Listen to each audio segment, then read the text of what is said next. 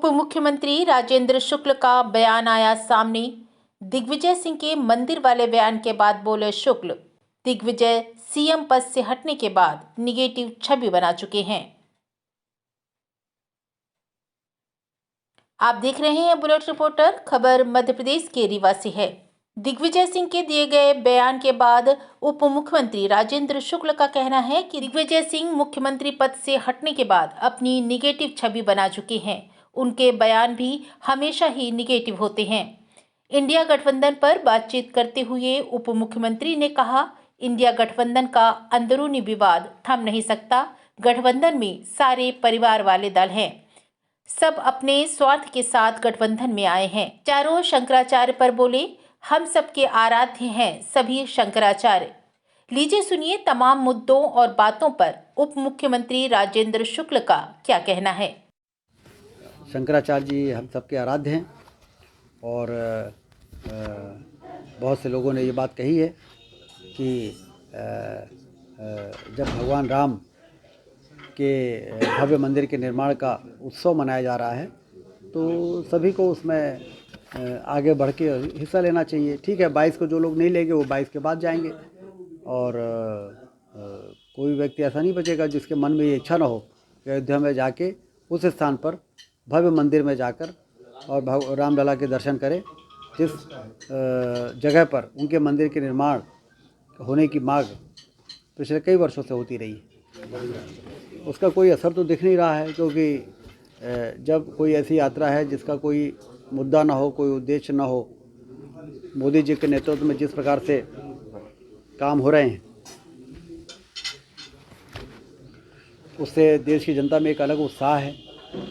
22 तारीख को भगवान राम के मंदिर के निर्माण का जो काम पूरा हो रहा है वो पिछले कई वर्षों का सपना पूरा हो रहा है। लोगों की आस्था और भावनाओं का सम्मान हुआ है।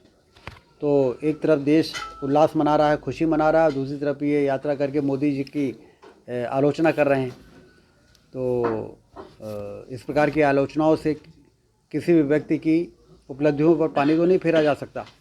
अटल बिहारी वाजपेयी जी कहते थे कि आपकी आलोचनाएं हमारी उपलब्धियों पर पानी नहीं फेर सकती। तो वही स्थिति देश में निर्मित है कि ये यात्रा इनकी शुरू हुई है, न कहीं चर्चा है, और यात्रा पूरी भी हो जाएगी तो भी कहीं इसका कोई इम्पैक्ट नहीं होना है। मोदी जी के नेतृत्व में आने वाले समय में जो लोकसभा के चुनाव होंगे उसमें भारतीय जनता पार्टी की प्रचंड बहुमत से जीत होगी और मोदी जी तीसरी बार प्रधानमंत्री बनके इस देश को विश्व गुरु के स्थान पर पहुंचाने के लिए जो काम उन्होंने किए हैं वो लक्ष्य पूरा होगा। निजी स्वार्थों को लेकर राजनीति करने वाले ज़्यादातर दल हैं, उसमें परिवार की पार्टियां हैं। उसमें यदि बिल्ली के भाग से छीका टूट जाता है और सरकारें बन जाती हैं तो फिर उन्हीं के परिवार के लोग ही मुख्यमंत्री, और कोई मंत्री तो कोई इस कॉरपोरेशन का चेयरमैन तो कोई कुछ।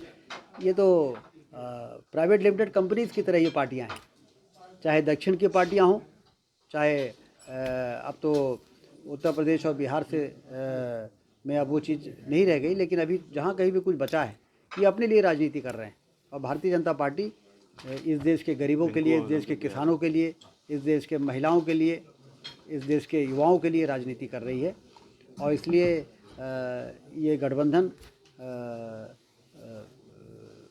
सिर्फ मोदी जी को कमज़ोर करने के लिए बनाया गया है, लेकिन देश की जनता ने ये ठान लिया है कि मोदी जी को कमज़ोर नहीं होने देना है।